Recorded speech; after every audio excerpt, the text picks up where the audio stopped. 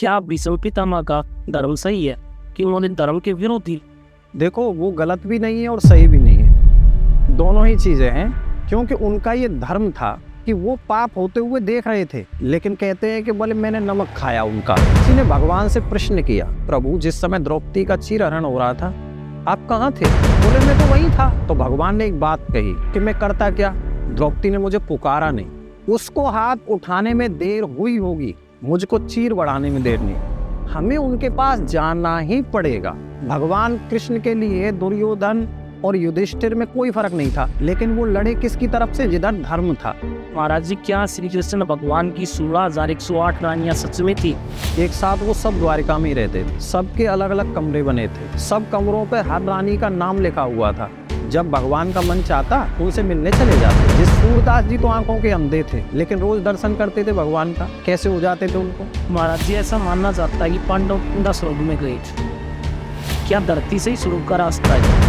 स्वर्गारोहण करने गए थे लेकिन जा नहीं पाए, जिंदा स्वर्ग में केवल। क्या अपने कुल को ही मारना पाप नहीं है? वो तो जैसे उनके सगे भाई, पिताओं के लड़के थे, चाचा के लड़के, क्या ये पाप नहीं है? वहाँ धर्म युद्ध हो रहा था, एक तरफ अधर्म था, एक तरफ धर्म था। अभिमन्यु को उन्होंने मारा, वो पुण्य कहलाया। क्यों कहलाया? क्योंकि वहाँ अधर्म था। जय श्री कृष्ण महाराज जी। राधे राधे। बहुत बहुत स्वागत आपका महाराज जी। महाराज जी, हम सब भगवान के ही बच्चे हैं। क्या हम भगवान की तरफ चलेंगे तभी भगवान हमारी रक्षा करेंगे, या हम उनकी तरफ जाएं ना जाएं, नाम जप करें ना जप करें, तब भी वो हमारी रक्षा करेंगे? देखो, बच्चे तो हम भगवान के हैं सब, लेकिन जैसे हम अपने माँ बाप के बच्चे हैं, तो हमारे माँ बाप के लिए अड़ोसी पड़ोसी के बच्चे भी बच्चे ही हैं, लेकिन उनसे संबंध नहीं है। उन बच्चों ने उनसे, हमारे माता पिता से संबंध नहीं बनाया, तो माता पिता का ध्यान भी उधर नहीं जाता। भगवान कहते हैं, जैसे कहा ना चलना, भगवान कहते हैं कि तू एक कदम मेरी तरफ बढ़ा। जब भगवान कृष्ण सुदामा को बुलाना चाह रहे थे, सुदामा इतनी विपत्ति में थे, कथाएं आप जानते होंगे, भूखे मर रहे थे, ये समझ लो, बच्चे भी तड़प तड़प के जी रहे थे। तो जब सुदामा निकले भगवान से मिलने, उससे पहले रुक्मिणी ने भगवान से कहा कि प्रभु आप कैसी मित्रता निभा रहे हो, आपका एक मित्र, वो भी ब्राह्मण, ऐसे परेशान है, उस पे इतना अभाव है कि उसके बच्चे भी भूखे मर रहे हैं, और आप त्रिलोकी के सम्राट हैं, लक्ष्मी के पति हैं, आप उनके लिए कुछ नहीं कर सकते? तो भगवान ने कहा, रुक्मिणी मैं सब कुछ कर सकता हूं, लेकिन सुदामा मुझसे कुछ कहे तो। जब तक वो नहीं कहेगा मैं कैसे करूंगा? अब यहां आ जाओ द्रौपदी पे। द्रौपदी का चीरहरण हो रहा था, दुशासन चीर खींच रहा था, तो किसी ने भगवान से प्रश्न किया, प्रभु जिस समय द्रौपदी का चीरहरण हो रहा था आप कहां थे? बोले मैं तो वहीं था, उसी सभा में था। तो बोले तुमने ऐसा क्यों हो जाने दिया? द्रौपदी तो आपकी बहन है। तो भगवान ने एक बात कही कि मैं करता क्या, द्रौपदी ने मुझे पुकारा नहीं। तो फिर उसने कहा, मान लो उसने नहीं पुकारा, तो आपका क्या फर्ज नहीं बनता था? अरे आप चाहते तो दुशासन टच भी नहीं कर सकता था द्रौपदी को। तब भगवान ने एक बात कही कि द्रौपदी की जब साड़ी खींचने लगा दुशासन, तो द्रौपदी ने सबसे पहले अपने पतियों पे भरोसा किया कि मेरे पति हैं तो ऐसा होने ही नहीं देंगे। पतियों ने ऐसे गर्दन नीचे झुका ली, तो द्रौपदी ने पिता में भीष्म पे भरोसा किया, भीष्म जैसा उनका पितामह है तो ऐसा नहीं होने देंगे, उनके सामने गिड़गिड़ाई, भीष्म ने भी ऐसे सिर झुका लिया। फिर द्रोणाचार्य पे भरोसा किया, फिर कृपाचार्य पे, फिर उसके बाद राजा धृतराष्ट्र पे, कि राजा के होते हुए ऐसा कैसे हो सकता है उसकी सभा में। लेकिन मुझ पे तो नहीं किया ना। जब तक वो उन पे भरोसा करती रही तो मैं क्यों जाऊं बचाने, मेरा क्या मतलब है बीच में। उसके बाद द्रौपदी ने क्या किया, खुद पे भरोसा किया कि मैं भी क्षत्रिय पुत्री हूं, क्षत्रिय पत्नी हूं, मेरे अंदर भी इतनी शक्ति है कि मैं ऐसा नहीं होने दूंगी मैंने जब तक देखा कि जब तक इसको खुद पे भरोसा है तब तक भी मैं नहीं आता बचाने। जब उसने देखा कि मेरे अंदर भी शक्ति खत्म हो गई तब उसको मैं याद आया और उसने अपने दोनों हाथ उठाए, हे द्वारकाधीश अब बस आप ही हो जो रक्षा कर सकते। उसको हाथ उठाने में देर हुई होगी, मुझको चीर बढ़ाने में देर नहीं हुई। इसका सीधा सा मतलब है हमें उनके पास जाना ही पड़ेगा। हम उनसे जब तक अपनी रक्षा के लिए पुकार नहीं करेंगे, अपनी प्रार्थना नहीं करेंगे, प्रार्थना माने पुकार, तो भगवान नहीं सुनेंगे। क्योंकि संसार उनका बच्चा है, लेकिन उस संसार में कौन उन्हें पुकार रहा है उनको उसकी चिंता है, पूरे संसार की नहीं है। हाँ, इसी से मुझे एक कहानी याद आ गई। एक बार यशोदा माता और श्री कृष्ण जी गंगा के किनारे बैठे थे और बहुत सारे लोग दीप प्रज्वलित करके गंगा में बहा रहे थे। तो श्री कृष्ण जी की तरफ जो दीप आ रहा था वो उसको बचा रहे थे डूबने से, बाकी दीप डूब जाते हैं लहरों में। तो माता यशोदा बोली कि कान्हा तू किस किस के दीप को बचाएगा? तो श्री कृष्ण जी ने बड़ा ही सुंदर जवाब दिया कि माता जो मेरी तरफ आएगा उसको तो मैं बचा ही लूँगा। तो आपका यही जवाब था, बड़ा ही सुंदर जवाब था महाराज जी। महाराज जी अभी भीष्म पितामह का आपने जिक्र किया, क्या भीष्म पितामह का धर्म सही है कि उन्होंने धर्म के विरुद्ध ही लड़ा? तो क्या भीष्म पितामह आपकी नज़र में सही है? देखो वो गलत भी नहीं है और सही भी नहीं है, दोनों ही चीजें हैं। वो सही नहीं थे इसलिए उनको इतना कष्ट भोगना पड़ा, सही नहीं थे क्योंकि उनका ये धर्म था कि वो पाप होते हुए देख रहे थे, लेकिन कहते हैं कि बोले मैंने नमक खाया उनका, सिंहासन से बंधे हुए थे। तो इधर तो वो गलत ही थे ना। जी बिल्कुल। ऐसा भी क्या बंधना, भगवान कृष्ण के लिए दुर्योधन और युधिष्ठिर में कोई फर्क नहीं था, लेकिन वो लड़े किसकी तरफ से? जिधर धर्म था। तो उनका भी धर्म यही कहता था। जब दुर्योधन का एक भाई था सौतेला, वो तो पांडवों की तरफ से लड़ा, लड़ाई था ना, तो इधर वो गलत भी थे इसलिए उन्हें भोगना भी पड़ा। तो जो गलत करेगा वो तो भोगेगा। लेकिन वैसे अगर देखा जाए तो पितामह जैसा योद्धा कोई था ही नहीं, कोई था ही नहीं। लेकिन वो ये जैसे समाज के बंधनों में हम सब बंधे हैं, ऐसे ही उस समय वो बंधे हुए थे। महाराज जी क्या श्री कृष्ण भगवान की 16,108 रानियां सच में थी? और मैंने आपकी एक कथा में सुना था कि प्रत्येक जो उनकी पत्नी थी उनको 10 लड़के और एक लड़की थी। एक लड़का, हाँ 10 लड़का एक लड़की। ये आपकी कथा में ही सुना था। तो इतनी रानियों को और इतने बच्चों को क्या श्री कृष्ण भगवान कैसे समय देते थे? और वो एक साथ कहाँ पे रहते थे? एक साथ वो सब द्वारिका में ही रहते थे। सबके अलग अलग कमरे बने थे, सब कमरों पे हर रानी का नाम लिखा हुआ था। जब भगवान का मन चाहता उनसे मिलने चले जाते, जिस रानी से मन चाहता उसके कमरे में चले जाते। जैसे आपने प्रश्न किया ना, यही प्रश्न नारद जी के मन में आया। नारद जी ने मन में विचार किया कि कृष्ण तो अकेले हैं, मेरे जैसा भक्त नारद, मैं ब्रह्मा का पुत्र हूं, मैंने इस चक्कर में विवाह नहीं किया कि मैं कैसे संभालूंगा गृहस्थी, कृष्ण कैसे संभालते होंगे।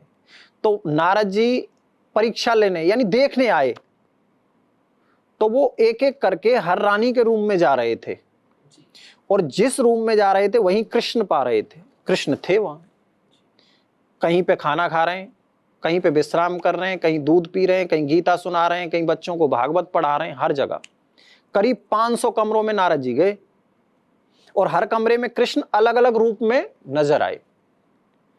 एंड में फिर वहीं से जहां से शुरू किया था वहीं आके फिर नारद जी, भगवान मुस्कुराए। भगवान ने कहा आ गए नारद जी घूम के? बोले प्रभु ये आपकी लीला मेरी समझ से बाहर है, ये क्या चक्कर है? तब भगवान ने नारद जी से कहा था कि तुम्हारे जैसा भक्त नहीं समझ पाया मुझे, तो आम इंसान क्या समझेगा? तो उनका एक ही सूत्र है। भगवान कहते हैं कि मैं एक होकर भी अनेक हूं और अनेक होकर भी सिर्फ एक हूं। मैं कण कण में वास करता हूं। भगवान किस में नहीं है? भगवान आपके अंदर भी है, भगवान मेरे अंदर भी है। और कहां है? आत्मा में। कहते हैं ना आत्मा सो परमात्मा। आत्मा क्या है? भगवान का ही तो अंश है। ईश्वर अंश जीव अविनाशी। भगवान हर जगह है, लेकिन भगवान को देखने की क्षमता सब में नहीं है। सूरदास जी तो आंखों के अंधे थे, लेकिन रोज दर्शन करते थे भगवान का। कैसे हो जाते थे उनको? उसी से होते थे भाई। रोजाना मंदिर सूरदास जी जाते थे, और जब गोस्वामी लोग ठाकुर जी को स्नान कराते थे, जो वस्त्र पहनाते थे जैसे कलर का होता था, जैसे आभूषण होते थे, मालाएं, बाजूबंद, कड़े, ये सब, सूरदास जी आंख से अंधे होते हुए भी वो एक एक श्रृंगार को बता देते थे कि आज ठाकुर जी ने ये कलर की ड्रेस पहनी है, ये कलर का मुकुट पहना है, सब कुछ बता देते थे। तो गोस्वामी सोचते थे यार ये इत्तेफाक तो नहीं है कहीं कि जो ये बोले वही पहनते हो, इत्तेफाक हो सकता है। तो एक दिन गोस्वामियों ने सूरदास जी का एग्जाम लिया, परीक्षा ली। बोले आज देखते हैं ये कैसे बताते हैं। जैसे ही सूरदास जी आके बैठे मंदिर में, तो गोस्वामी बालकों ने क्या किया, ठाकुर जी को स्नान कराया। स्नान करा के आज वस्त्र ही नहीं पहनाए, ना वस्त्र पहनाए, ना आभूषण पहनाए, और सूरदास जी से पूछने लगे, सूरदास जी बताओ आज कौन से कलर की पोशाक पहनी है ठाकुर जी ने। तो सूरदास जी के ऐसे कंधे पे टावल रहती थी, तो ऐसे टावल मुंह पे लगा के खूब जोर से हंसे, और हंस के बोले सच्ची बताऊं? बोले हाँ। बोले आज तो ठाकुर जी तुमने नंगे ही खड़े कर दिए हैं, नंगे ही खड़े कर दिए हैं। लेकिन तुम ये मत समझना कि ठाकुर जी ने कपड़े नहीं पहने तो सुंदर नहीं लग रहे, आज तो ये और ज्यादा सुंदर लग रहे। तो भगवान को देखने के लिए नेत्रों की आवश्यकता नहीं होती। भगवान को देखने के लिए नेत्रों के अंदर जो चक्षु हैं, जो भावना है, उसकी जरूरत पड़ती है। तो भगवान तो सब में है, आपके अंदर भी हैं, मेरे अंदर भी हैं, लेकिन मेरी भावना आपके प्रति क्या है, ये महत्वपूर्ण है।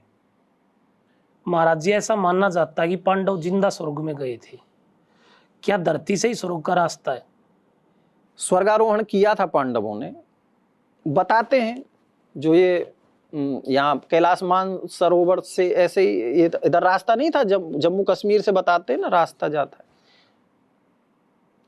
गए नहीं थे, कोशिश की थी जाने की। नहीं, ऐसा मैंने सुना भी है और पढ़ा भी है कि वो जिंदा ही स्वर्ग में चले गए थे। समझे नहीं? स्वर्गारोहण करने गए थे लेकिन जा नहीं पाए। जिंदा स्वर्ग में केवल युधिष्ठिर गए थे। 4 भाई और द्रौपदी सहित वो तो सब गिर गए थे, वो जा ही नहीं पाए। क्यों? क्योंकि जिंदा स्वर्ग में तो छोड़ो, मरे हुए भी स्वर्ग में जाएं इसकी भी कोई गारंटी नहीं है। क्योंकि जिसने एक भी पाप किया है वो स्वर्ग में जा ही नहीं सकता। और ऐसा कौन था जिसने पाप नहीं किया था? युधिष्ठिर को भी जब गए वो, तो पहले नरक में जाना पड़ा। क्यों? एक ही पाप हुआ कि जीवन में एक ही बार झूठ बोला कि अश्वत्थामा मारा गया। उसके कारण उनको थोड़ी देर के लिए ही सही, जबकि वो धर्मराज के अवतार थे, उनको भी पहले नरक देखना पड़ा, उसके बाद स्वर्ग गए थे। लेकिन महाराज जी रावण ने भी तो कोशिश की थी ना। हाँ जी, उन्होंने भी की थी। क्या अपने कुल को ही मारना पाप नहीं है? वो तो जैसे उनके सगे भाई थे, ताऊ के लड़के थे, चाचा के लड़के थे, तो क्या ये पाप नहीं है? मारना नहीं, पाप नहीं है। पाप वो होता है जब हम किसी सच्ची जीवात्मा को मारते हैं। वहां धर्म युद्ध हो रहा था, एक तरफ अधर्म था, एक तरफ धर्म था। अभिमन्यु को उन्होंने मारा, वो पाप कहलाया। लेकिन पांडवों ने जब कौरवों को मारा, वो पुण्य कहलाया। क्यों कहलाया? क्योंकि वहां अधर्म था, वहां अधर्म था। और अधर्मी को मारना पाप नहीं होता है, अधर्मी को मारना पुण्य कहलाता है। क्या धरती से ही स्वर्ग का रास्ता है महाराज जी? धरती से ही सीढ़ियां चढ़ती हैं क्या? कहां चढ़ते हैं? ये रावण ने कोशिश की थी करने की, लेकिन कहां कर पाया। आप शिव खोड़ी धाम गए हो महाराज जी? शिव खोड़ी गए हो आप? नहीं। जम्मू के पास एक जगह, वहीं बताते हैं ना। हाँ जी, हाँ जी, मैं गया हूँ उधर, काफी पहले गया था, 15-20 साल पहले। वहाँ जब शिव खोड़ी हम जाते हैं, जम्मू से 50 किलोमीटर दूरी है। कभी आप उस साइड जाओ तो जाके देखना जरूर, बहुत अच्छी जगह है। उधर जो रास्ता था अभी तो बहुत अच्छा बन गया, लेकिन जो पहले रास्ता था वो त्रिशूल से बनाया हुआ रास्ता था। ऐसा कहते हैं भगवान शिव ने त्रिशूल से बनाया था वो रास्ता, और वो रास्ता भी ऐसे ही था, रस्सी पकड़ पकड़ के वहाँ जाते हैं। तो वहां पे एक रोशनी निकली हुई ऊपर से, बिल्कुल उस गुफा में रोशनी आ रही है, ऐसा बताते हैं कि वो स्वर्ग का रास्ता है, उधर से स्वर्ग जाते हैं। और वहाँ एक विचित्र घटना और भी हो चुकी है, एक रोचक कथा है उधर की, कि एक महाराज जी वहाँ से सीधी गुफा के अंदर से अमरनाथ गए हैं। अच्छा। हाँ जी। और वहाँ एक पहाड़ी से दूध भी गिरता है। अच्छा। तो वो कहते हैं कि सीधा स्वर्ग का रास्ता है। बताते तो उधर ही है। हाँ जी। तो क्या पांडव उधर से ही गए थे? हाँ, उधर से ही गए होंगे, और क्या, और कोई रास्ता तो है ही नहीं ना, वहीं से जा रहे थे। लेकिन जब पांडव जा रहे थे ना स्वर्ग में, तो एक एक करके नीचे ही गिरते जा रहे थे, वो जा नहीं पाए थे। महाराज जी, निर्जला एकादशी का व्रत क्यों किया जाता है और साधक को इसका व्रत करने का क्या फल प्राप्त होता है? देखो, एकादशी जो है ना, एकादशी को हमारे सनातन धर्म में एकादशी को सबसे श्रेष्ठ माना गया है। एकादशी कहते हैं, एकादश माने 11, यानी 5 कर्मेंद्रियां, 5 ज्ञानेंद्रियां और एक होता है हमारा मन। जब हम इन इंद्रियों को मन के सहित भगवान में लगाते हैं, उसको हम व्रत कहते हैं, एकादशी व्रत। अब रही बात निर्जला, निर्जला एकादशी, इन जितनी भी एकादशी है ना, 26 एकादशी है, उनमें श्रेष्ठ माना जाता है निर्जला एकादशी को, जिस दिन हम जल भी नहीं लेते। असल में क्या है, इसका साइंटिफिक अलग है और इसका आध्यात्मिक अलग है। एकादशी को वरदान मिला था कि इस मतलब आपका जो व्रत, एकादशी का आपने कथा पढ़ी होगी, वरदान। तो निर्जला एकादशी माने, आजकल हम लोग निर्जला एकादशी का व्रत तो रखते हैं, लेकिन व्रत की जो पूर्ण विधि है ना, उसको हम करते ही नहीं है। इसलिए एकादशी का फल लोगों को मिल भी नहीं पा रहा है। नहीं, एकादशी के व्रत का फल बहुत ही बड़ा और बहुत ही श्रेष्ठ है।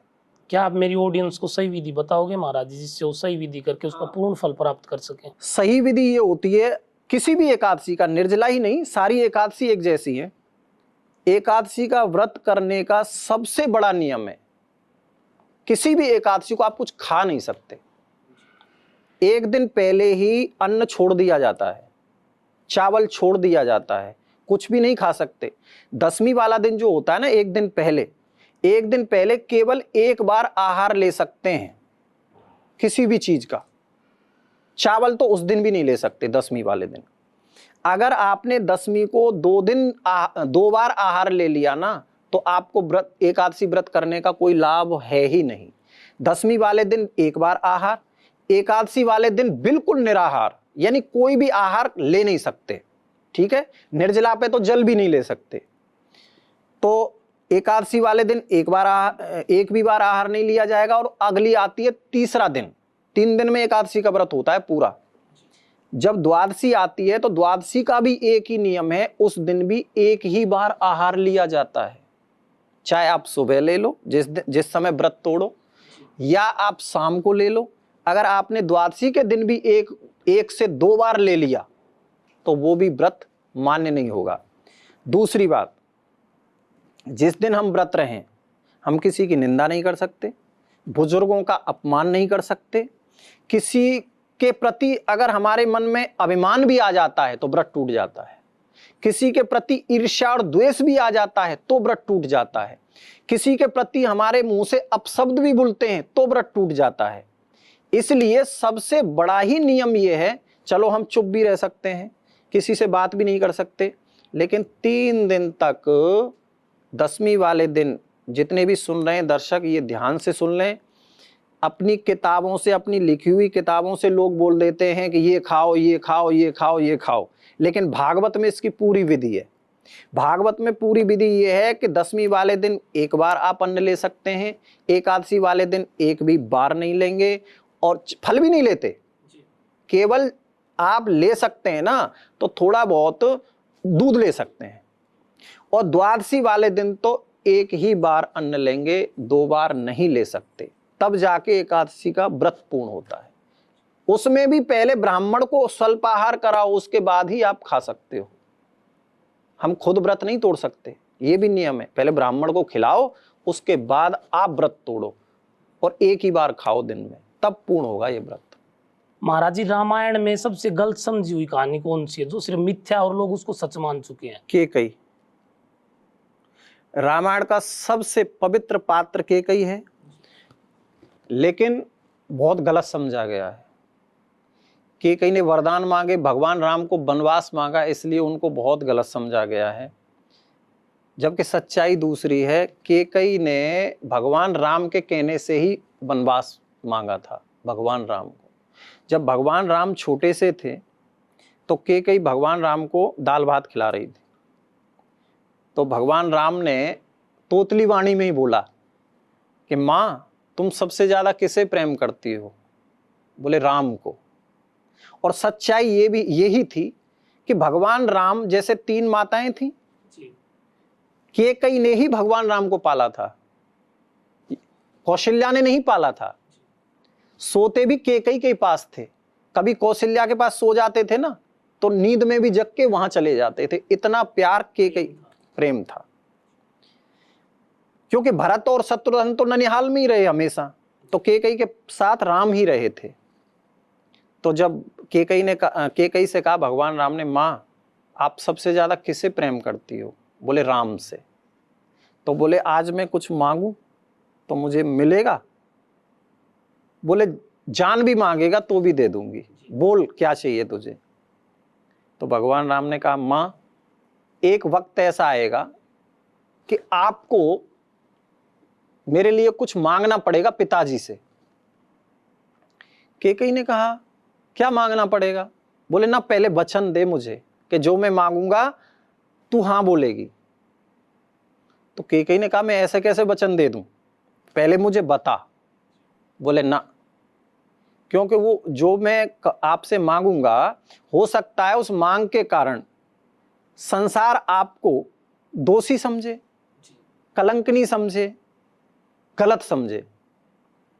तो केकई ने कहा कोई बात नहीं, अगर संसार मुझे गलत समझता है तो समझने दे, राम के लिए मैं ये त्याग कर सकती हूं, कोई बड़ी बात नहीं है। तो फिर भगवान राम ने एक शब्द और कहा। भगवान राम ने कहा मां हो सकता है इन सब से भी ऊपर आपको वैधव्य रूप धारण करना पड़े, यानी विधवा बनना पड़े। केकई का माथा ठनका। केकई ने सोचा कि ये तो कुछ बड़ी बात है, तो वो चुप हो गई, मौन हो गई। तो राम ने कहा मां तुम तो कह रही थी सबसे ज्यादा, राम से ज्यादा मैं किसी भी चीज से प्यार नहीं करती, अभी आप मौन क्यों हो? क्योंकि केकई ने कहा बेटा स्त्री हर चीज सोच सकती है अपने लिए, चाह सकती है, कर भी सकती है, लेकिन विधवा होना पसंद नहीं करती। तो मैं ये वचन कैसे दे दूं? बोले ये तो तुझे देना पड़ेगा मां। क्यों? क्योंकि मैं जानता हूं पिताजी आपकी ही बात मानते हैं, आपसे ही ज्यादा प्रेम करते हैं। आप अगर उनसे कहोगी तो पिताजी मना नहीं करेंगे। तब केकई ने सोचा चल ठीक है, राम की इच्छा है, तो उन्होंने 3 वचन राम को दिए। 3 बार बोला ठीक है तू मांग मांग मैं दूंगी। तो उन्होंने कहा कि एक वक्त आएगा जब तुम्हें पिताजी से वरदान में, जो 2 वरदान बताए ना वो राम ने ही याद दिलाए, वरदान में तुम्हें मेरे लिए वनवास मांगना पड़ेगा, क्योंकि मैंने संतों से पूर्व में वादा किया है, इसलिए मेरे लिए मांगना पड़ेगा। तो केकई ने जो वरदान मांगे थे राजा दशरथ से राम को वनवास, वो राम के कहने पे ही मांगे थे। मांगे तो उनके कहने पे, विधवा भी बनना पड़ा उनको, सबका दोष जो भी था झेलना पड़ा। इसलिए केकई का पात्र सबसे महान बताया है, लेकिन संसार उसे गलत समझा। ये बहुत ही सुंदर जवाब दिया महाराज जी। लोग तो यही समझते हैं कि पुत्र मोह में ये सब हुआ है। और महाराज जी रामायण में कहीं ये भी नहीं लिखा कि लक्ष्मण रेखा खींची गई थी, जितना मैं जानता हूँ। क्या लक्ष्मण रेखा खींची गई थी या मिथ्या ये सिर्फ? नहीं, खींची गई थी, लिखा है, लिखा है। लक्ष्मण ने जो रेखा खींच के गए थे ना, वैसे तो लक्ष्मण रेखा क्या थी? लक्ष्मण रेखा मर्यादा की रेखा थी। लक्ष्मण रेखा मर्यादा की, खींचने का मतलब ये थोड़े, आजकल क्या है लोग ऐसे खींच के दिखाते हैं, वो मर्यादा की रेखा थी। जैसे सीता ने पूरा रामचरित्र जो है मर्यादा में है। लक्ष्मण ने ये कहा था कि माता मैं जा तो रहा हूं भैया, आपके कहने पे मैं चला तो जाऊंगा, लेकिन मैं जानता हूं मेरे भैया को कुछ हो नहीं सकता, स्वयं भगवान। हाँ, सब जानते हैं, लेकिन उनसे हाथ जोड़ के कह के गए, मंत्र शक्ति से वो रेखा खींची थी और ऐसे बोल के गए कि आप इसको बस क्रॉस मत करना, जैसे एक लाइन मर्यादा की।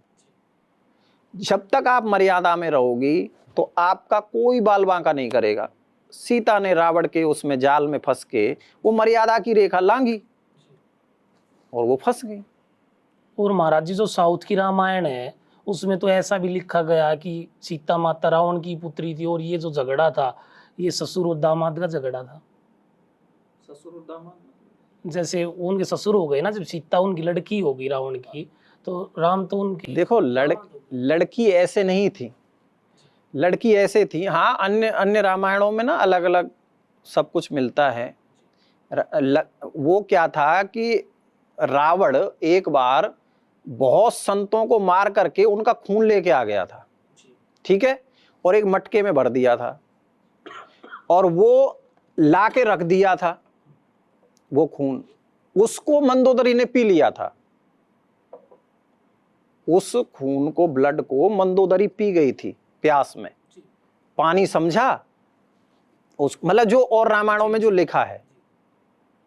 तो जब उसको मंदोदरी पर जो पुत्री हुई, वो संतों की जो ब्लड था, तो लोक लज्जा के डर से मंदोदरी ने उसको जमीन में गाड़ दिया था। तो वही राजा जनक ने हल चलाया उसमें, तो वो पुत्री निकली थी। ऐसे पुत्री बताते हैं वो। बाकी औरस पुत्री थी, राजा जनक की थी, वो तो लक्ष्मी थी, रावण का नाश करने के लिए ही तो आई थी वो। वो संतों की मंत्र शक्ति की थी, मंत्र शक्ति। महाराज जी प्रेम का सही अर्थ क्या है? प्रेम का जी। देना, देना, सिर्फ देना। प्रेम का सही अर्थ है जिससे हम प्रेम करते हैं उसके लिए प्रसन्नता, खुशियां, वो खुश रहे बस। जैसे इस बात पे मैं आपको एक बहुत सुंदर बात बताता हूं। राधा ने कृष्ण से प्रेम किया, गोपियों ने कृष्ण से प्रेम किया, और छोड़ करके भगवान इनको गए, कहां गए थे? मथुरा ही तो गए थे भाई। वृंदावन को छोड़ा, मथुरा गए। अब वृंदावन और मथुरा में कितना डिफरेंस है? 5 किलोमीटर का, ठीक है। जब उद्धव गोपियों को, राधा रानी को समझाने गए थे, तो राधा रानी ने एक बात बोली थी गोपियों ने कि उद्धव, अगर हम कृष्ण से मिलना चाहें ना, रोते तो हैं हम कृष्ण के लिए, लेकिन अगर मिलना चाहें तो हम तो 2 बार मथुरा जाके मिल लें, लेकिन हम मिलना नहीं चाहते। क्यों? क्योंकि अगर हम उनसे मिलेंगे तो उनके जो कर्म में बाधा आएगी, वो हम बाधा नहीं बनना चाहते। तो प्रेम का सीधा अर्थ है देना। हमारा प्रेमी जिसमें खुश है, हम उसमें खुश रहें, उसको बोलते हैं प्रेम। विषम का त्याग आज के दिन हमें क्या सिखाता है? किसका? विषम पितामह का। कौन सा त्याग? जैसे उन्होंने शादी नहीं की, कुर्सी के लिए अधर्म पे भी गए, जैसे उन्होंने वचन दे रखा था कि मैं वफादारी करूंगा जो भी राजा बनेगा, तो उसका त्याग हमें आज के दिन क्या सिखाता है? उनका त्याग एक ही चीज सिखाता है कि एक तरह से वचन का पालन करना होता है। आजकल हम लोग वचनों का पालन करना भूल गए हैं। दूसरी बात, पितृ प्रेम था ना, पिता के भक्त थे वो, अपने पिता के भक्त थे। तो सबसे बड़ा संदेश तो यही छिपा है कि पिता के लिए जैसे राम ने त्याग किया, वैसे पिता में भीष्म ने भी त्याग किया था। वचन का पालन करो, और क्या है। महाराज जी आप कर्ण को क्या मानते, सही या गलत? क्या उन्होंने अपने भाइयों के साथ युद्ध करके सही किया या गलत किया? कर्ण को पता कहाँ था कि पांडव मेरे भाई हैं? उनको नहीं पता था। जिस समय वो माता कुंती कर्ण का पिंडदान कर रही थी, तो पिंडदान कर रही थी, उसी समय युधिष्ठिर भी पिंडदान करने आए थे। तो कुंती को देखा उन्होंने कर्ण का पिंडदान करते हुए, तो युधिष्ठिर ने पूछा, माँ ये आप किसका पिंडदान कर रही? बोले कर्ण का। बोले कर्ण का क्यों? क्योंकि तुम नहीं जानते, वो मेरा पुत्र था, तुम सबसे बड़ा था। तो युधिष्ठिर को क्रोध आया। क्रोध में आकर उन्होंने श्राप दिया माता कुंती को कि अगर आज तुम हमें बता देती कि कर्ण हमारा भाई था, तो आज 5 की जगह 6 जिंदा होते। कर्ण क्यों मरता?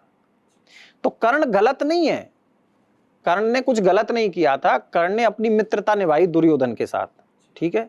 दूसरी बात, उन्हें यह भी नहीं पता था कि ये मेरे भाई हैं, हालांकि बाद में जान गए थे, बाद में भगवान कृष्ण ने बता दिया था उन्हें बाद में, लेकिन नहीं, वो अपने उससे पीछे नहीं हटे थे, वचन पे रहे। वहां वचनों का ही पालन था महाभारत में। और महाराज जी, क्या माता कुंती ने कर्ण के साथ गलत किया? अपने ही बच्चे को त्याग देना क्या सही है?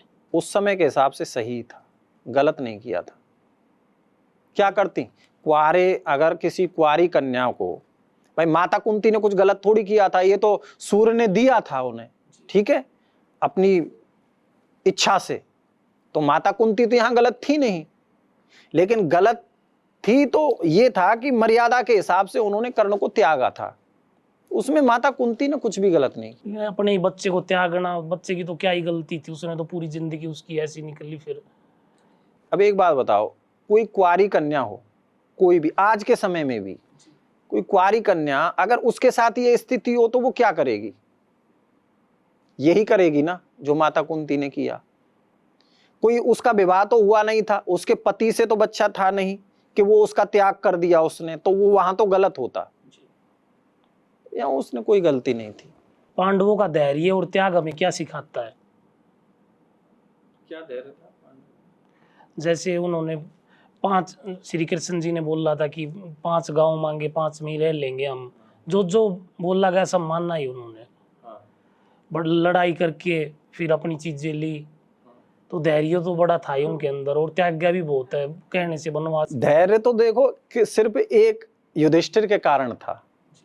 युधिष्ठिर थे धर्मराज, ठीक है, वो धर्मराज के ही अवतार थे, तो उन्होंने धैर्य दिखाया, और चारों भाइयों को तो उनके साथ चलना था, बाकी चारों भाइयों को कोई धैर्य नहीं था, युधिष्ठिर के कारण उनको चलना पड़ा। रही बात त्याग की, तो जब भगवान से संबंध हो जाता है ना, तो धैर्य और त्याग अपने आप आ जाता है। कृष्ण थे उनके साथ, इसलिए उन्हें कोई चिंता नहीं थी। स्वयं भगवान जिसके साथ हो, अपने आप उसके अंदर धैर्य आ जाता है, अपने आप त्याग आ जाता है। महाराज जी, क्या पांडवों का अपनी पत्नी को, द्रौपदी को जुए में लगाना क्या सही था? गलत था। लेकिन वो तो खुद धर्मराज थे, तो क्या धर्मराज को यह अधिकार अपनी पत्नी की बिना इच्छा के उसको जुए में लगा भी दे और हार भी? पहली बात तो उनको लगाने का ही अधिकार नहीं था। देखो, पहले वो खुद को हारे थे, ठीक है।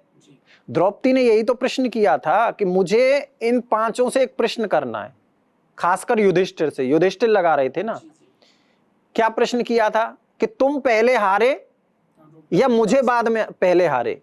तो जब वो स्वयं को हार चुके थे, तो द्रौपदी को दांव पे लगाने का उन्हें अधिकार ही नहीं था। ये तो उन्होंने जबरदस्ती, दुर्योधन ने जाल में फंसा के इनको लगवाया, नहीं, उनको तो अधिकार ही नहीं था। जो स्वयं को हार चुका है वो दूसरे को अपनी पत्नी कैसे मान लेगा, जो हार ही चुका है? तो वो तो बहुत ही गलत था। अर्जुन का जीवन धर्म में और कर्म में आज के दिन हमें क्या सिखाता है? सबसे बड़ी एक ही शिक्षा दी अर्जुन ने। शिक्षा क्या दी कि उनके पास 2 रास्ते थे अर्जुन के पास। जब दुर्योधन और अर्जुन कृष्ण से मांगने गए थे ना, तो दुर्योधन ने मांग ली सेना, ऑफर दिया भगवान ने कि अर्जुन मेरे पैरों के सामने खड़ा है, अर्जुन मांगेगा पहले। तो अर्जुन ने भगवान को मांगा, ठीक है। दुर्योधन सेना लेके बड़ा खुश हो गया। तो चाहता तो अर्जुन भी सेना ले सकता था, लेकिन नहीं लिया, उसने भगवान को लिया। कर्म के साथ भगवान को साथ रखना, यह सबसे बड़ी शिक्षा अर्जुन की। अर्जुन भी महान भक्तों में गिनती आती है अर्जुन की। कृष्ण को एक पल भी अर्जुन भूल नहीं पाते। तो अर्जुन से हमें यही शिक्षा मिलती है कि हम कर्म तो करें। अब आजकल हम क्या कहते हैं, कर्म ही पूजा है, माने कर्म ही पूजा है। लोग बिजनेस करते हैं तो क्या कहते हैं, कर्म ही पूजा है, भगवान बाद में है। ये गलत है।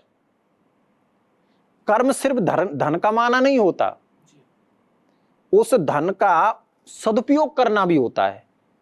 तो कर्म वो ही कहलाता है जो अच्छा हो, कर्म वो नहीं कहलाता जो गंदा है। अब कोई गंदा कर्म करके, हम तो कर्म कर रहे हैं, पैसा कमा रहे हैं, मान लो गलत नीयत से, किसी का खा के, किसी को धोखा दे के, उनकी कर्मों में गिनती नहीं आती।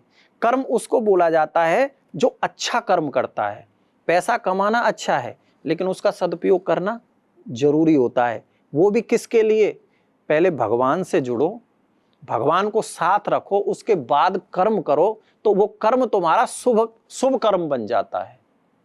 तो अर्जुन के जीवन से हमें ये शिक्षा मिलती है कि उन्होंने कर्म तो किए, लेकिन भगवान को साथ लेके किए, साथ रख के, इसलिए वो कर्म अच्छे बन गए। महाभारत का युद्ध का कारण क्या द्रौपदी थी या दुर्योधन का अहंकार था? अहंकार। द्रौपदी कोई कारण नहीं थी, उसका अभिमान ही, क्योंकि दुर्योधन अहंकार का ही रूप है। जहां अहंकार होगा वहां युद्ध होगा ही, और कोई रीजन ही नहीं है। राम का वनवास क्या हमें धर्म के लिए त्याग करना सिखाता है? धर्म तो होता ही त्याग से है। जब तक त्याग नहीं होगा धर्म होगा ही नहीं। भगवान राम ने जो त्याग किया, मान लो गद्दी का त्याग किया, महलों का त्याग किया, सुख का त्याग किया, किस लिए किया? धर्म के लिए। मेरे पिता का वचन न टूट जाए, मेरी मां ने जो मांगा है उनका वचन खराब ना हो जाए। तीसरा, जो देवताओं ने जो जितनी ये रचना रची है, व्यू रचना, कि कैसे भी राम वनवासी हो तो रावण मरे, कुंभकर्ण मरे, मेघनाथ मरे, तो भगवान ने उनका भी सोचा। धर्म वो होता है जिसमें केवल अपनों के लिए ना सोचा जाए, सबके लिए सोचा जाए, उसी को त्याग कहते हैं, उसी को ही धर्म कहते हैं। इसीलिए भगवान राम आज राम हो गए। अगर वो बन नहीं जाते तो वो राम होते ही नहीं, वो राजा राम हो जाते। सीता माता की मर्यादा में क्या सिखाती है? क्या सिखाती है? जैसे आज के युग की महिलाएं हैं, उनको क्या सीख लेनी चाहिए सीता माता से? सीता माता की तो बहुत शिक्षाएं हैं, बहुत। सबसे पहली शिक्षा ये, उन्होंने पतिव्रत धर्म निभाया। दूसरी शिक्षा ये, जीवन को मर्यादित कैसे रहते हैं वो उन्होंने सिखाई। एक पराये स्थान पे रहना, 14 वर्ष तक, इतने दिनों तक रावण के पास रहना, राम जी के साथ दुख सहना, अपने पति जो खा रहे हैं, पी रहे हैं, रह रहे हैं, वैसे रहना, उनमें तो मर्यादा ही मर्यादाएं थी, और तो कुछ था ही नहीं। आज की स्त्री वो सीता की होड़ कैसे कर सकती है? वो लक्ष्मी है। मानव मानव ही रहेगा, देवता देवता ही रहेंगे।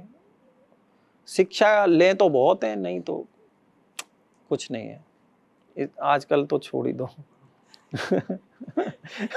उनसे तुलना करना ही मतलब एक सूर्य को रोशनी दिखाने जैसा है। ऐसी बात बता देते जिससे उनके जो करती थी, थोड़ा आज के युग की लड़कियां करती तो कुछ पार उतर जाती। पार उतर जाती? सच में बताऊं, सच बताऊं, कलयुग नहीं, सच बताऊं, कलयुग की एक चादर ऐसी आंखों में बंधी हुई है ना, पट्टी, कि स्त्रियां चाहती बहुत कुछ है, ऐसा नहीं है कि नहीं चाहती, लेकिन पता है कलयुग का प्रभाव ऐसा है, वो ना इस चक्कर में ऐसी फंसी हुई है कि वो चाह के भी कुछ कर नहीं सकती। सच बात तो ये है, वो चाह के भी कुछ कर नहीं सकती। ये पक्की फैक्ट है एकदम। ये कलयुग का प्रभाव, मतलब हर युग का एक प्रभाव होता है। वो त्रेता युग था, वो त्रेता युग था, ये कलयुग है। कलयुग के दोष और गुण तो आएंगे ना अंदर। खान पान अच्छा नहीं, रहन सहन अच्छा नहीं, मर्यादित तो कुछ रहा नहीं, तो वो बेचारी आजकल की स्त्रियां करेंगी क्या? जैसा देख रही हैं वैसा कर रही हैं। पहले वही देखा जाता था। पहले अगर स्त्रियां आपस में बात भी करती थी तो धर्म की बात करती थी। आजकल की स्त्रियां बात करती भी हैं तो रील्स की बात करती हैं। फर्क कितना है, दिखावा ज्यादा हो गया है। इंस्टाग्राम से ही है सबसे पहले। बस महाराज जी, रावण इतना शक्तिशाली था लेकिन वो धर्म के रास्ते पे चला, उसका पतन हो गया। तो आज कलयुग के समय में हमें इससे क्या शिक्षा मिलती है? देखो, रावण में एक ही दोस्त था, भक्त तो बहुत था वो, सबसे बड़ा शिव भगत। हाँ सबसे बड़ा, ठीक है, लेकिन उसमें एक ही दोस्त था। और उसके जीवन से हमें शिक्षा मिलती है, भक्ति चाहे तुम्हारी कितनी भी बड़ी हो, श्रेष्ठ हो, लेकिन अगर उस भक्ति में अहंकार आ जाता है ना, तो वो पाप का कारण बन जाता है, नाश का कारण बन जाता है। और वैसे अगर और रामायणों के हिसाब से हम रावण को जज करते हैं ना, तो रावण ने जो भी किया था ना वो खुद ही किया था। पता है, जब सीता जी का स्वयंवर हो रहा था तो रावण भी उस स्वयंवर में आया था, और रावण ने भगवान राम की हस्तरेखा देखी थी। ठीक है, गुरु विश्वामित्र ने कहा देखने के लिए, और रावण ने भगवान राम की हस्तरेखा को देखा। हस्तरेखा को देखते ही सब जान गया वो कि ये तो नारायण है। और जो ये स्वयंवर आया था सीता से विवाह करने के लिए, लेकिन राम जी की रेखा को देखकर उसका माइंड चेंज हो गया। अरे मैं जिससे शादी करने जा रहा हूं वो तो स्वयं लक्ष्मी है और ये स्वयं नारायण है, तो इनका तो विवाह आपस में होगा। तो वो वहीं से लौट गया था। पता है, रावण, उसे पता था कि इनके हाथों से ही मेरी मृत्यु है, सब जान गया था। तो ये जितना करेक्टर रावण ने दिखाया ना, एक तरह से उसको बनावटी भी कह सकते हैं। क्यों? क्योंकि वो इतना जीने से ना परेशान हो गया था अपने परिवार के पापों से। तो पापों का दोष तो अंदर घुसेगा ना बुद्धि में कि मैं, ठीक है। रावण सब जानता था। सीता जी को भी जो रखा था ना उन्होंने इतने दिन, वो मां की ही दृष्टि थी सीता जी के प्रति, कभी गलत दृष्टि नहीं थी रावण की, कभी नहीं थी। लेकिन एक कथा है महाराज जी जो मैंने सुनी है कि रावण को श्राप था कि वो बिना इच्छा से किसी नारी को, कुबेर का श्राप था कि उसने उसकी पत्नी से छल किया, उसके पुत्र वधू से, ठीक है, मतलब जो भी है। लेकिन ये भी फैक्ट है कि सीता जी जब तक रही उसके पास, रावण की दृष्टि में सीता मां ही थी, उसके अलावा कुछ नहीं थी। क्योंकि जब हस्तरेखा को देखा था रावण को सब पता था कि ये लक्ष्मी है साक्षात, और इसी के कारण मेरे इस पूरे कुल का उद्धार होना है। भगवान राम ही मार सकते थे उनको, भगवान के अलावा कोई नहीं मार सकता था उन राक्षसों को। इसलिए पहले सबको निपटाया उसने। मेघनाथ, जिसको सबसे ज्यादा प्यार करता था रावण, मेघनाथ ने आते ही बता दिया था। जब वो युद्ध करके लौटा ना लक्ष्मण से, मेघनाथ ने कहा रावण से, सबने तो समझाया। मेघनाथ ने कहा पिताजी अभी भी समय है, मैं तो मर जाऊंगा, मैं तो चला जाऊंगा, अभी भी उनके चरण पकड़ लो। क्या रावण जानता नहीं था? कुंभकर्ण ने समझाया, विभीषण ने समझाया, क्या वो जानता नहीं था? लेकिन वो चाहता था मेरे परिवार का समूल जो है ना वो भगवान के हाथों से हो और इनकी सदगति हो, सिर्फ इतना चाहता था वो। बाकी रावण में कोई दोष नहीं था। महाराज जी आपने अभी विभीषण का जिक्र किया है। एक तरफ लक्ष्मण जी थे जो अपने भाई के प्रति इतने वफादार थे, उनके लिए वनवास भी काटा, और एक तरफ विभीषण था जो मृत्यु देख के पक्ष बदल गया। क्या ये धर्म है? नहीं, ये गलत है कि मृत्यु देख के बदल गया, नहीं, ये गलत है। विभीषण लंका में रहते हुए भी भगवान का ही भक्त था। और जो अपने भाई को छोड़ना, वो क्या सही धर्म है? नहीं, भाई को छोड़ना, लेकिन उससे पहले उसने क्या किया वो भी तो जानना चाहिए ना। उससे पहले उसने भाई को हजारों बार समझाया होगा, हजारों बार, कि वो नारायण हैं, तुम उनके पैर पकड़ लो, सीता को लौटा दो। धर्म का साथ दिया ना उसने, दिया तो धर्म का ही साथ था। हाँ, केवल पूरी लंका सोने की थी, एक घर विभीषण का ऐसा था जहां पे शंख चक्र तुलसी, मतलब धर्म के जितने भी चिन्ह होते थे, वही घर नहीं जलाना। हनुमान जी ने सब लंका को जलाया, वो घर नहीं जला, वही विभीषण का था। तो वहां रहते हुए भी वो भक्ति ही करते थे। देखो आजकल के जमाने में ना ये तुलना होने लगी है, लक्ष्मण की और विभीषण की तुलना कैसे हो सकती है? वो भक्त था, लक्ष्मण भाई थे, भक्त ये भी हैं, लेकिन ये धर्म के साथ थे, वो भी धर्म के साथ ही थे। धर्म का साथ देना ही सही। हाँ, मैंने कहा ना, भगवान की दृष्टि में धर्म से बड़ा कुछ है ही नहीं। वो वहां विभीषण या लक्ष्मण की बात ही नहीं है, धर्म की बात है। हनुमान की भक्ति क्या हमें निष्ठावान रहना सिखाती है? निष्ठावान रहना ही भक्ति है। जब तक निष्ठा नहीं होगी तब तक भक्ति आरंभ ही नहीं होगी। जैसे कोई कहे, जैसे आजकल कलयुग में प्रश्न करते हैं कि भाई हमें किस देवी देवता को ज्यादा मानना चाहिए। कोई दुर्गा माँ को मानते हैं, कोई काली माँ को मानते हैं, कोई राम को, कोई कृष्ण को, कोई हनुमान को। तो जैसे एक वृक्ष होता है ना, जब वो उगता है उसमें हजारों पत्ते, हजारों फूल, हजारों फल होते हैं, लेकिन जड़ तो एक ही होती है ना। पकड़ना जड़ को ही पड़ता है, तभी वो फलेगा। ठीक है, वैसे ही जितनी भी देवी देवता हैं उनकी सबकी एक ही जड़ है।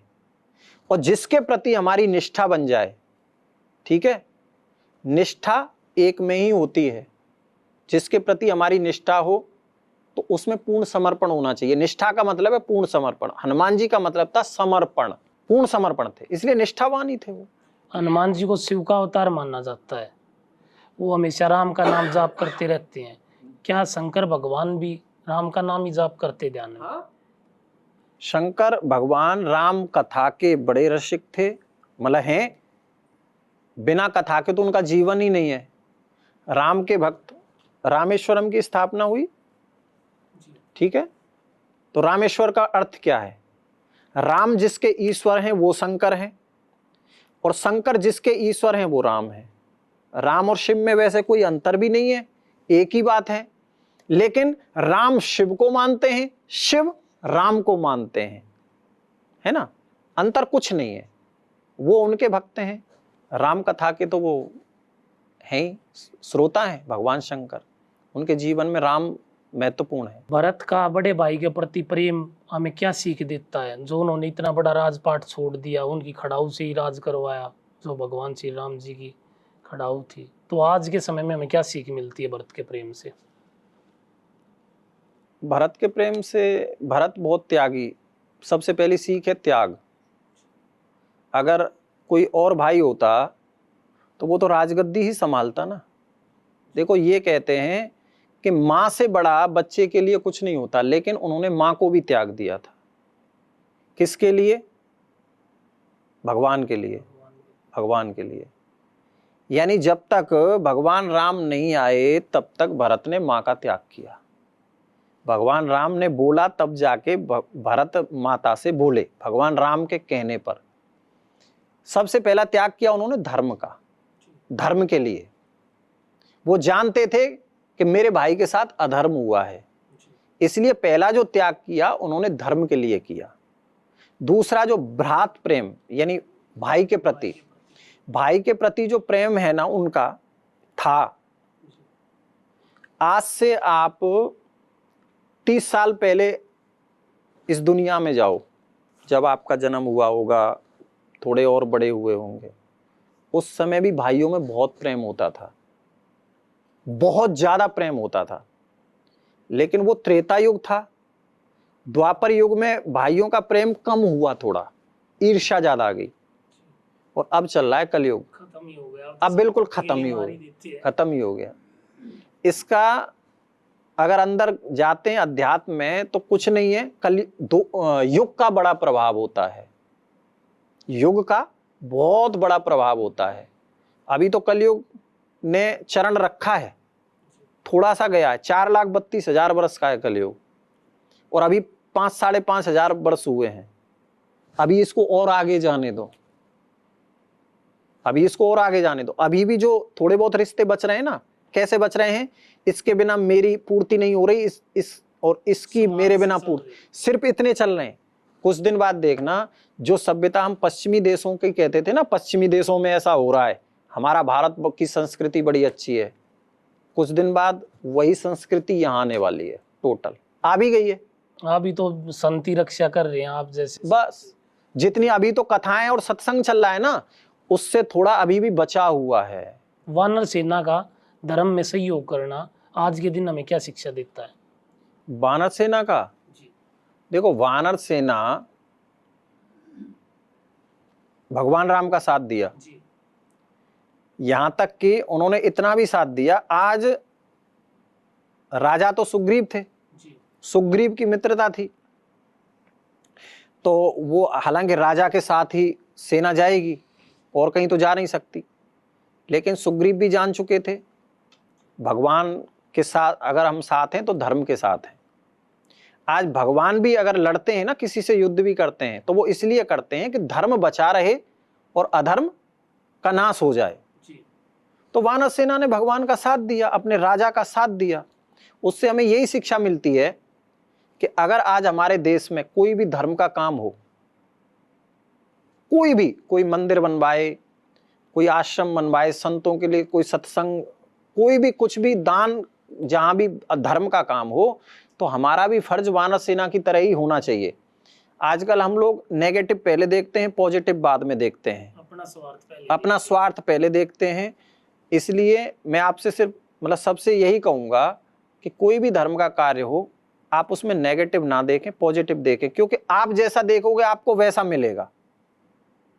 दुर्योधन ने भी भगवान का दर्शन किया था और बहुतों बार किया था, और युधिष्ठिर ने भी भगवान का दर्शन किया था, अर्जुन ने भी किया था। दुर्योधन ने कभी कृष्ण को भगवान नहीं समझा और अर्जुन ने भगवान कृष्ण को भगवान समझा। तो दुर्योधन की जैसी दृष्टि थी उसको वो मिला, अर्जुन की जैसी दृष्टि थी उनको वो मिला। वैसे ही अगर हम धर्म के प्रति, जब तक धर्म है तब तक ये पृथ्वी बची हुई है। जैसे आपने कहा ना, सत्संग संत महात्माओं की वजह से अभी भी धर्म बचा है। इसलिए मेरा तो सबसे हाथ जोड़ के निवेदन है, धर्म का कोई भी कार्य हो, आप एक ईंट का भी सहयोग दो, लेकिन अच्छे मन से दो कि अच्छा ही हो रहा है। नेगेटिव उसमें ढूंढो मत, क्योंकि हम जब नेगेटिव होते हैं तो हमें सामने नेगेटिव ही दिखता है। इसलिए सब धर्म का सहयोग सबको करना चाहिए। अगर हम ही नहीं करेंगे तो इस देश की रक्षा कैसे होगी, संस्कृति की रक्षा कैसे होगी, हमारी जो परंपराएं आ रही हैं, चली आ रही हैं इतने समय से, वो कैसे रक्षा होंगी। आजकल परंपराएं बची कितनी है, थोड़ी बहुत बची हैं, कम से कम उनकी तो रक्षा होनी चाहिए ना, धर्म की रक्षा होनी चाहिए। हाँ महाराज जी, इसके बाद इस पॉडकास्ट का एंड करते हैं। महाराज जी, अंडा वेज है या नॉन वेज है? नॉन वेज है। कि बहुत सारे लोग खाते हुए कहते हैं कि नहीं ये तो वेज है, पता है वो मशीन से बनता है? बहुत सारे लोग ये कहते हैं कि ये तो वेज है, मशीन से बनता है। नहीं, ये तो गलत बात है बिल्कुल। अंडा को तो सबने ही नॉन वेज कहा है। पता है, वो लोग कहते हैं जो खाते हैं, अगर उनसे कहो कि भाई तुम अंडा क्यों खाते हो, अरे वेज है। एक जैसे कोई सिगुफा छोड़ दिया जाता है ना, ऐसे छोड़ दिया गया, साबित करने के लिए बोलते, शाकाहारी साबित करने के लिए बोलते हैं। बाकी तो नॉन वेज है तो नॉन वेज ही रहेगा। अगर वेज होता तो आज हमारी भी प्लेटों में अंडा होता, संतों की प्लेटों में भी अंडा होता, उससे तो प्रोटीन मिलता है। जिस चीज को ज्यादा प्रचार किया जाता है ना, समझ लेना उसमें जरूर खतरा है। सीधी सी बात है, लोग प्रोटीन खाते हैं, ठीक है, प्रोटीन मिल रहा है शरीर को, कुछ नहीं है। पहले खाने में प्रोटीन नहीं था, पहले भी तो लोग पहलवानी करते थे हैं, आजकल लोग जिम करते हैं। तो ये केवल क्या है ना, प्रचार जैसा कर दिया जाता है, सोशल मीडिया का जमाना है, वैसा ही फैल जाता है। नॉन वेज तो नॉन वेज ही रहेगा। बहुत बहुत धन्यवाद महाराज जी आपका हमारे पॉडकास्ट पे आने के लिए। जय श्री कृष्णा। राधे राधे। आप भी कमेंट्स में जरूर बताइएगा आपको हमारा पॉडकास्ट कैसा लगा।